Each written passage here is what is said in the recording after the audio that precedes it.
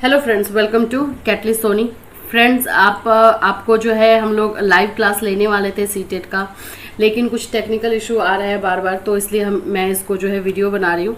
जो 10 questions important questions मैं लेकर आई हूँ आप लोगों के लिए, वही अभी हम लोग करेंगे। एंड सॉरी कि लाइव नहीं हो पा रहा है, लेकिन इस वीडियो को आप देखेंगे तो क्वेश्चन का आंसर और ये सब कुछ आपको मिल ही जाएगा। तो यूजफुल वीडियो है, काफ़ी यूजफुल है फॉर सीटेट, बीटेट एंड यूपीटेट, तो आप इसको जरूर देखिएगा।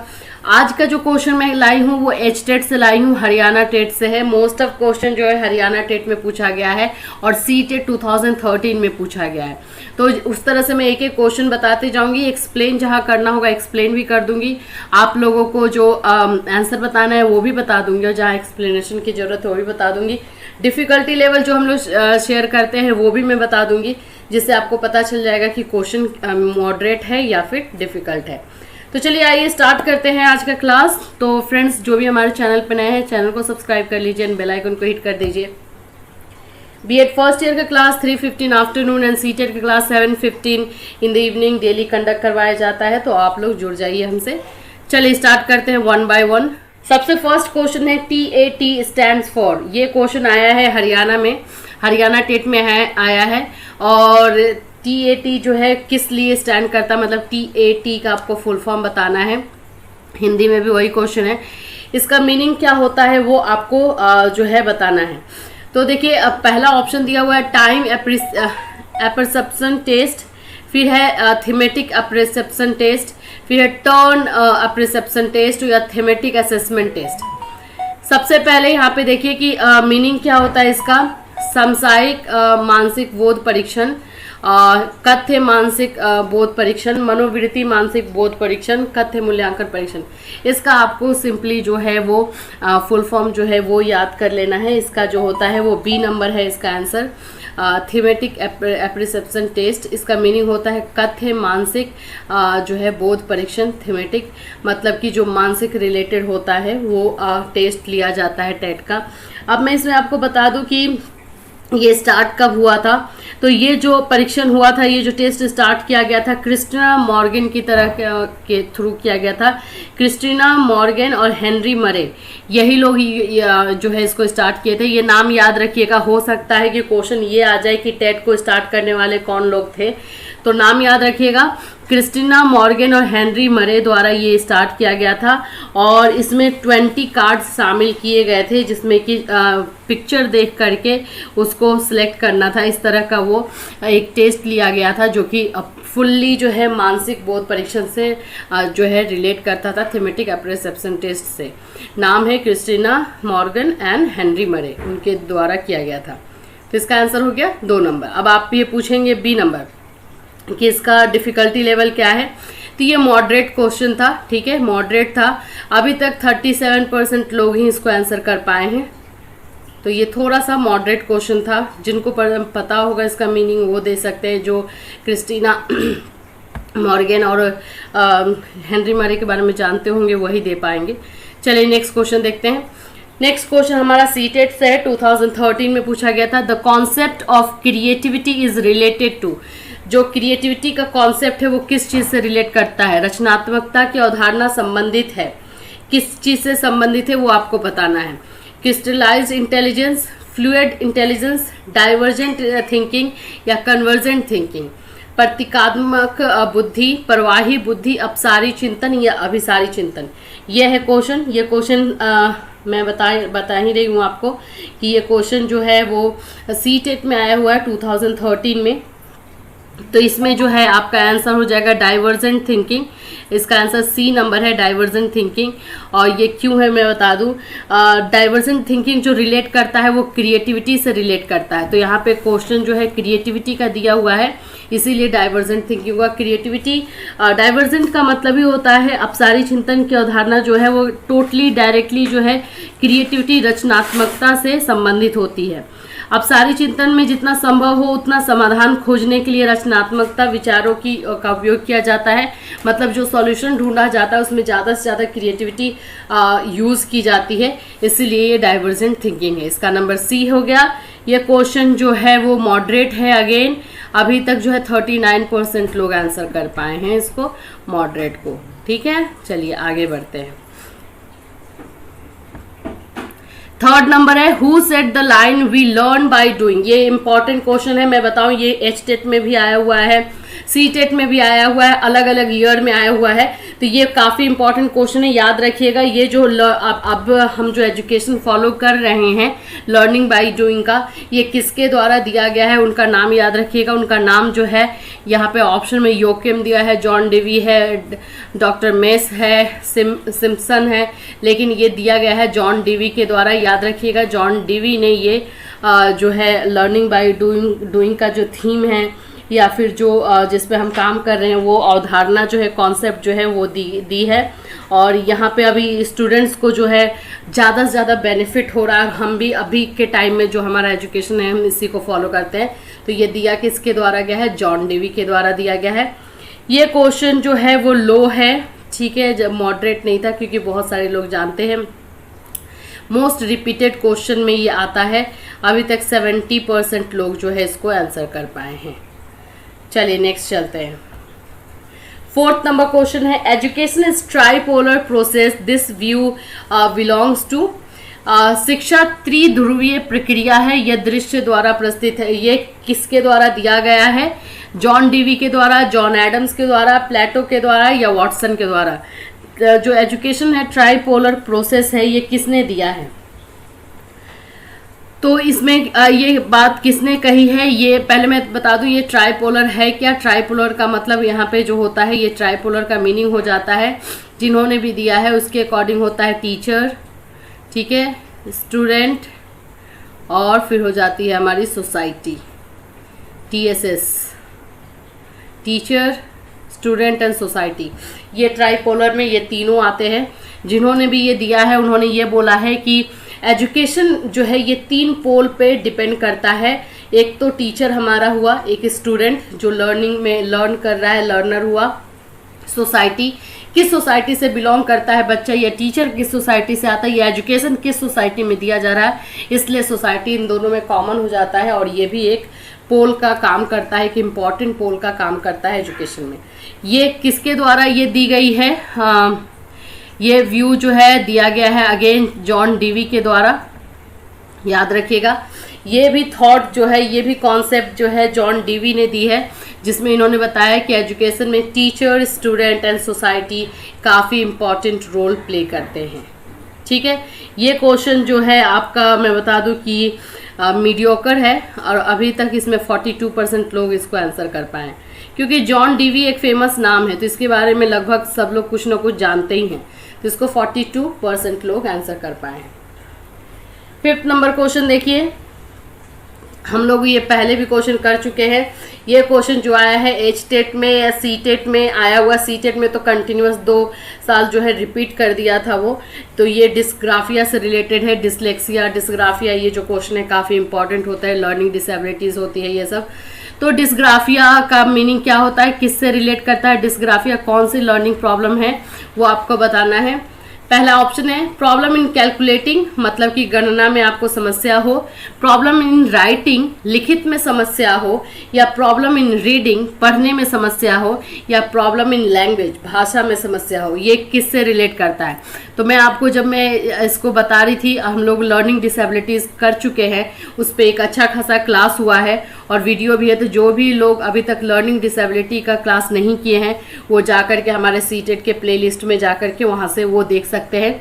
उसमें डिस्ग्राफिया, डिसलेक्सिया और भी जितनी भी लर्निंग डिसेबिलिटीज़ होती है हम लोगों ने उसको डिटेल में जाना है, तो वहाँ से जाकर ज़रूर देख लीजिएगा जो लोग भी नए हैं।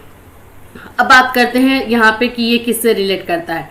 इसके लिए एक ट्रिक मैं आपको बताई थी, ग्राफ से याद रखिएगा कि ये राइटिंग से प्रॉब्लम है, ग्राफ से याद रखिएगा ये राइटिंग प्रॉब्लम है। जिन भी बच्चों को राइटिंग में, लिखने में प्रॉब्लम होता है, जैसे अगर उसको कैपिटल A लिखना है तो वो स्मॉल लिख देगा, लो केस और में जो प्रॉब्लम होता है उसको हम लोग बोलते हैं राइटिंग प्रॉब्लम। ये राइटिंग प्रॉब्लम होता है डिस्ग्राफिया में। राइटिंग प्रॉब्लम अगर बच्चों को होता है तो उसको डिस्ग्राफिया बोलते हैं। डिसलेक्सिया भी होता है, डिसलेक्सिया जो होता है वो बोलने में होता है। ये सब हम लोग डिस्कस कर चुके हैं, तो आप लोग वहाँ से जा कर के देख सकते हैं। इसका आंसर हुआ B। और ये क्वेश्चन जो है आपका मीडियोकर आएगा, ये लो भी होना चाहिए क्योंकि रिपीटेड क्वेश्चन है तो हर लोग को पता है, लेकिन ये फिर भी मीडियोकर है। आप देख सकते हैं बहुत लोग कंफ्यूज हो जाते हैं डिस्ग्राफिया डिसलेक्सिया में, तो फिर वो गलती कर जाते हैं, मिस्टेक कर जाते हैं। मीडियोकर क्वेश्चन है। अभी तक जो है 41% लोग आंसर कर पाए हैं इसको। चलिए नेक्स्ट चलते हैं।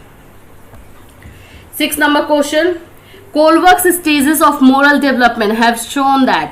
कोलवर्क ने जो मोरल डेवलपमेंट की थ्योरी दी है उसको अच्छे से कर लीजिएगा। उसमें उन्होंने जो है 3 लेवल बताए हैं और हर एक लेवल में 2 स्टेजेस बताए हैं। कोलवर्क ने मोरल डेवलपमेंट की जो थ्योरी बताई है उसमें 3 जो है वो लेवल बताए हैं और हर लेवल में 2-2 स्टेजेस बताए हैं।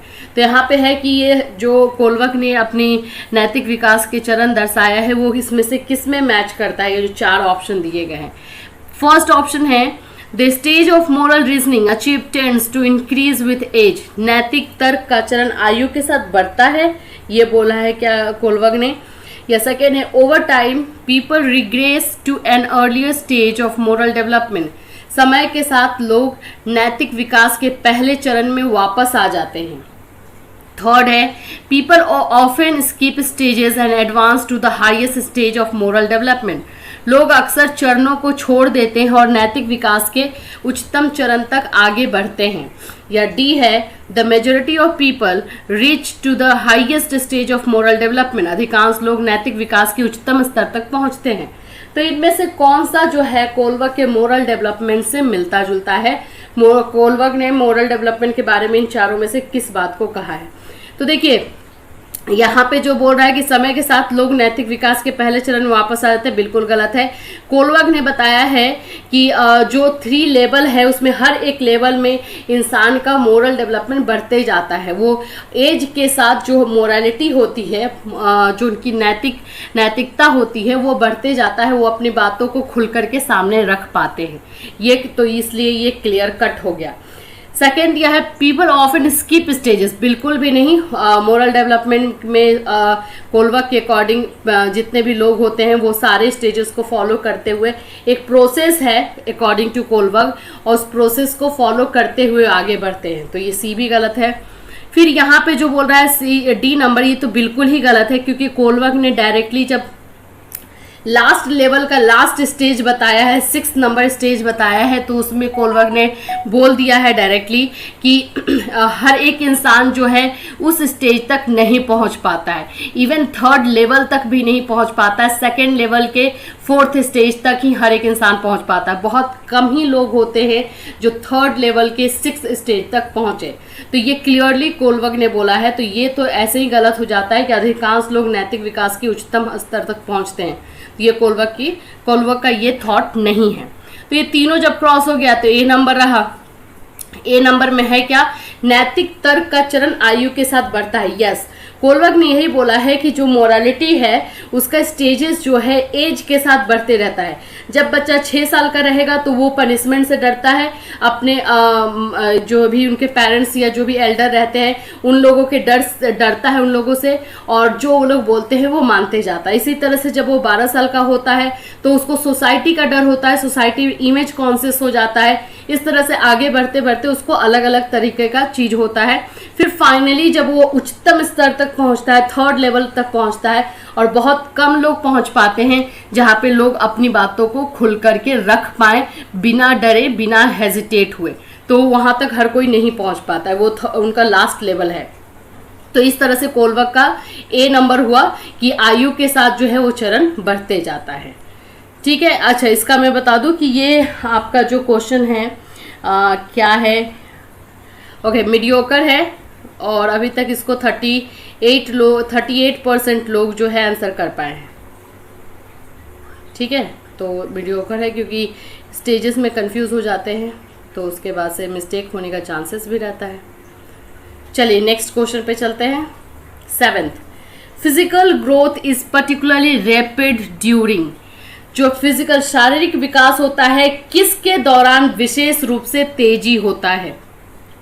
सबसे पहले तो आपको पता चले कि फिजिकल ग्रोथ का मतलब होता है शारीरिक विकास, जिसमें कि हाइट हो, वेट हो, आपका जो है वो आप दौड़े चले, मतलब एक्टिव हो आप फिजिकली, वो सारी चीज़ें शारीरिक विकास के अंतर्गत आती है। अब इसमें कौन से स्टेज में सबसे ज़्यादा होता है, तो पहला ऑप्शन दिया गया है इन्फेंसी, सेकेंड है एडोलेसेंस, थर्ड है चाइल्डहुड एंड डी है बोथ ए एंड बी। पहला है शैशवावस्था, किशोरावस्था, बाल्यावस्था या ए और बी दोनों। देखिए मैं आपको फिजिकल ग्रोथ के बारे में बता दूं। फिजिकल ग्रोथ जो होता है वो इसमें हार्मोनल चेंजेस को भी फिजिकल ग्रोथ में ही लिया जाता है। जब बच्चों का हार्मोनल चेंज होता है वो उसको भी लिया जाता है। तो इन्फेंसी में जो है उनका फिजिक जो होता है वो बढ़ता है, वो तेजी से, चाहे हाइट बढ़े चाहे वेट बढ़े, ये तेजी से बढ़ता है, ठीक है, जो कि दिखता है। ये इन्फेंसी का हो गया। चाइल्डहुड में ये स्लो हो जाता है, जब बच्चे स्कूल गोइंग हो जाते हैं तो ये स्लो हो जाता है, उतना जल्दी ये वेट और हाइट ये सब नहीं बढ़ता है, एक तरह से स्लो रहता है। लेकिन जब बच्चे फिर से एडोलेसेंस में आते हैं तो उनमें जो हार्मोनल चेंजेस होता है उसकी वजह से फिर से कुछ ना कुछ चेंज होता है बॉडी में। आवाज़ चेंज हो जाती है, उनका बॉडी स्ट्रक्चर चेंज हो जाता है, किसी का जो है वेट गेन हो जाएगा, किसी का वेट लॉस हो जाएगा, हार्मोनल चेंजेस होते हैं, तो यहाँ पर भी बढ़ता है। तो रैपिड अगर ग्रोथ को बोला जा रहा है तो हम या तो इन्फेंसी लें या तो एडोलेसेंस लें, क्योंकि एडोलेसेंस में भी सेम रेट से बढ़ता है। रुकता जब जो है वो चाइल्डहुड में थोड़ा सा स्टॉप हो जाता है, रुक जाता है, स्लो हो जाता है। लेकिन रैपिड ग्रोथ जो होता है इन्फेंसी एंड एडोलेसेंस दोनों में होता है। और यहाँ पे आप देखेंगे कि डी नंबर में ए एंड बी दोनों ऑप्शन में दे दिया है, इसीलिए हम लोग ए एंड बी लेंगे। अगर by the way A and B नहीं दिया हुआ रहता तो हम इन्फेंसी लेते हैं, ठीक है। मैं आपको क्लियर बता दूं क्योंकि ये क्वेश्चन बहुत आया हुआ है और ट्विस्ट करके आता है। अगर यहाँ पे infancy and adolescence both A and B नहीं दिया रहता तो हम आंख बंद करके इन्फेंसी को ले लेते, कोई डाउट नहीं है, क्योंकि रैपिड ग्रोथ सबसे ज़्यादा इन्फेंसी में होता है। लेकिन कंपेयर टू इन्फेंसी एडोलेसेंस में भी सेम रेट से होता है, बट हार्मोनल चेंजेस के अकॉर्डिंग होता है, तो वो दिखता उतना नहीं है। हाँ, फील कर सकते हैं, महसूस कर सकते हैं, लेकिन उतना दिखता नहीं है। तो इसलिए एडोलेसेंस को हम, अगर हमारे पास इन्फेंसी, एडोलेसेंस, चाइल्डहुड बस ये तीनों रहता और डी में नन ऑफ दी एबव रहता तो हम इन्फेंसी को चूज करते। लेकिन डी में बोथ ए एंड बी दे दिया गया है, इसीलिए हम लोग इसको ए एंड बी लेंगे। कौन सा लेंगे? डी नंबर लेंगे। आई होप कि ये क्लियर हो, इसमें कंफ्यूज मत होइएगा। क्वेश्चन काफ़ी इंपॉर्टेंट है, बहुत बार पूछा गया क्वेश्चन है ये, और बहुत लोग मिस्टेक किए हैं। इसका मैं बता दूं, क्योंकि मिस्टेक इसलिए होता है कि सब लोग इन्फेंसी लगा के चले जाते हैं और ऑप्शन में एडोलेसेंस भी रहता है और डी नंबर में ए एंड बी भी रहता है। ए एंड बी में लगाते नहीं हैं, वो इन्फेंसी में लगा देते हैं। तो इसीलिए ये क्वेश्चन का आंसर जो है बहुत कम ही लोग दे पाए हैं। ये क्वेश्चन का लेवल जो है हार्ड है, दिखता ईजी है बट एक्चुअल में ये हार्ड है, और अभी तक सिर्फ 15% लोग इसको आंसर कर पाए हैं। तो आप समझ सकते हैं ये क्वेश्चन ट्विस्टेड है, इतना इजी दिखने में जैसे लग रहा वैसा है नहीं। चलिए नेक्स्ट क्वेश्चन पे चलते हैं। 8 नंबर क्वेश्चन देखिए, to promote learning a teacher should. एक टीचर जो है लर्निंग को प्रमोट करना चाहता है, अधिगम को, सीखने को प्रमोट करना चाहता है, तो उसको क्या करना चाहिए? चेंज स्कूल स्केड्यूल, जो स्कूल का स्केड्यूल है, जो स्कूल सारणी है, जो टाइम टेबल है, उसको चेंज कर देना चाहिए। यूज़ मोर टेक्स्ट बुक्स, या ज़्यादा से ज़्यादा जो है पाठ्य पुस्तकों जो बुक्स होते हैं उसका उपयोग करना चाहिए। या मीट पेरेंट्स, या फिर बच्चों के जो पेरेंट्स हैं उनसे मिलना चाहिए। या डी नंबर है प्रोवाइड स्टिमुलेटिंग एनवायरनमेंट, या एक प्रेरणादायक वातावरण प्रदान करना चाहिए। तो ऑफकोर्स जब हमें लर्निंग को बढ़ावा देना है तो हमें इन्वायरमेंट पे ध्यान देना होगा, और हमें क्या करना होगा? D number. इजी क्वेश्चन है ये, ठीक है। इसका answer totally without any doubt D number हो गया। क्वेश्चन का लेवल लो है और अभी तक जो है 85% लोग इसका आंसर दे दिए। ये क्वेश्चन एच-टेट में पूछा गया था, क्योंकि क्वेश्चन आपका लो भी पूछा जाता है, मीडियोकर भी पूछा जाता है एंड हार्ड भी पूछा जाता है। Next question, which of the following statement is incorrect. ध्यान दीजिएगा, जहां पे इनकरेक्ट आ जाए, नॉट आ जाए, उसको अंडरलाइन अपने मन से ही कर दीजिए उसको। Incorrect about the continuous and comprehensive evaluation, CCE के बारे में इनमें से कौन सा जो है करेक्ट नहीं है, सही नहीं है? सतत और व्यापक मूल्यांकन के विषय में निम्नलिखित में से कौन सा कथन गलत है? पहला है it is school based evaluation, यह विद्यालय आधारित मूल्यांकन है। सेकेंड है it includes all aspects of students, इनमें विद्यार्थियों के सभी पक्ष को सम्मिलित होते हैं। सी है diagnostic evaluation is not included in it, इसमें निदानात्मक मूल्यांकन सम्मिलित नहीं है। या डी है both formal and informal techniques are used for it. इसके लिए औपचारिक और अनौपचारिक दोनों विधियां जो है यूज की जाती हैं। यहाँ पे क्या बोला है, इनकरेक्ट, मतलब कौन सा कथन गलत है। तो ये तो स्कूल बेस्ड इवेल्युएशन होता ही है, बिल्कुल सही है। ऑल एस्पेक्ट्स यस लिया जाता है, बच्चों का ऑल डेवलपमेंट, ओवरऑल डेवलपमेंट लिया जाता है।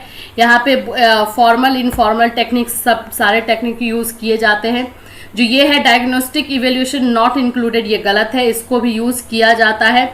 बच्चों में अगर कोई प्रॉब्लम आती है तो उसको सॉल्व किया जाता है। निदानात्मक या डायग्नोस्टिक इवेल्युएशन का मतलब ही होता है कि पहले बच्चों में से प्रॉब्लम फाइंड आउट करना और फिर उसको सॉल्व करना, तो ये किया जाता है।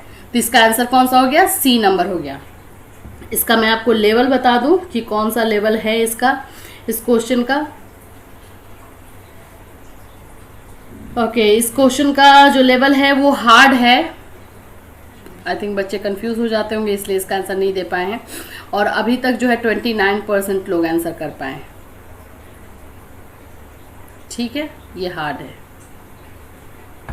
होना तो हार्ड नहीं चाहिए। आई थिंक इनकरेक्ट या फिर नॉट की वजह से कंफ्यूज हो जाते होंगे और इनमें से कोई अलग जो है वो चूज कर लेते होंगे, इसलिए इनकरेक्ट या नॉट वाले पे ध्यान देना है आपको। ये एच-टेट का क्वेश्चन था। 10th number and last question है, which of the following statement is incorrect about thinking. यहां भी देखिए इनकरेक्ट, इसको अंडरलाइन कर दीजिए। कौन सा कथन जो है चिंतन के विषय में गलत है। Thinking uses image and languages, okay. Thinking is a form of information processing. Thinking is the set of cognitive process. Thinking and language are unrelated. चिंतन में प्रतिमाएं और भाषा प्रयुक्त होती है। चिंतन एक प्रकार की सूचना प्रक्रमण, चिंतन संज्ञानात्मक प्रक्रिया है। सोचना संज्ञानात्मक प्रक्रिया का समुच्चय है, या चिंतन और भाषा असंबंधित है। जैसे कि आप जानते हैं इसमें इनकरेक्ट पूछ रहा है कि कौन सा है, तो ये भी होता है। ऑफकोर्स जब हम सोचते हैं तो हमारे माइंड में जो है, हमारे ब्रेन में जो है इमेज भी बनता है, लैंग्वेज भी हम यूज करते ही हैं, तो ये सही है। Thinking is a form of information processing. Of course जो हमारे माइंड में इंफॉर्मेशन रहता है उसी से प्रोसेस होकर के हम सोचते हैं। थॉट प्रोसेस जो है हमारा सोचने का वो स्टार्ट होता है, तो ये भी सही है। Thinking is the set of cognitive process. Of course ये संज्ञानात्मक ही प्रोसेस है, हम दिमाग से सोच रहे हैं, मेंटल हम अपना यूज कर रहे हैं, तो ऑफकोर्स ये कॉग्निटिव है, ये भी है। अब यहाँ पे जो डी नंबर क्वेश्चन पूछा, thinking and language are unrelated, नहीं।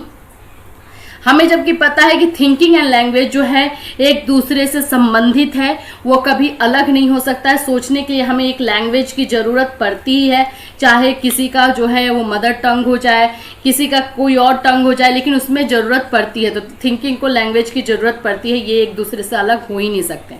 तो यहाँ पे पूछ रहा है इनकरेक्ट कौन सा है, तो ऑफकोर्स इनकरेक्ट यही है, तो इसका आंसर डी नंबर हो जाएगा। इनकरेक्ट डी नंबर है, तो इसका आंसर डी नंबर हो गया। ईजी हुआ, लेकिन ये आंसर देखते हैं इसमें कि ये डिफ़िकल्टी लेवल क्या है। सॉरी, ये भी हार्ड क्वेश्चन है और अभी तक जो है इसको 33% लोग आंसर कर पाए। मैं आपको बताऊं ये क्यों हो रहा है, क्योंकि यहाँ पे इनकरेक्ट दिया हुआ है और गलत दिया हुआ है और बच्चे जो है सही में टिक करके चले जाते होंगे, इसीलिए। तो जब भी इनकरेक्ट या गलत वाला आ जाए तो उसको अंडरलाइन, पहले तो उस वर्ड को कर लीजिए, उसके अकॉर्डिंग फिर आंसर चूज कीजिए। तो फ्रेंड्स, ये 10 क्वेश्चंस जो आप लोगों के लिए इंपॉर्टेंट है, काफ़ी इंपॉर्टेंट है मैं बोलूँगी, और आप लोग जरूर से जरूर कीजिएगा। कहीं पे प्रॉब्लम हो तो आप मुझे इंस्टाग्राम पे मैसेज कर सकते हैं। और कुछ जो है मेरे पास हिंदी इंग्लिश से रिलेटेड कुछ क्वेश्चन आए हुए हैं, जो कि हम लोग बहुत जल्द टेलीग्राम पे शेयर करेंगे आपके साथ, जिससे आपका हिंदी का भी प्रिपरेशन साथ में होता रहे। और भी किसी सब्जेक्ट से रिलेटेड अगर मुझे कुछ मटेरियल मिलता है तो हम लोग टेलीग्राम पे शेयर करेंगे। बहुत जल्द हम लोग दूसरे और सब्जेक्ट को भी स्टार्ट करने वाले हैं। फिलहाल child development and pedagogical 1-2 class और चलेगा, और उसके बाद से हम लोग दूसरे सब्जेक्ट को भी देखेंगे। Okay friends, then till then thank you so much and have a nice night and good night. Thank you.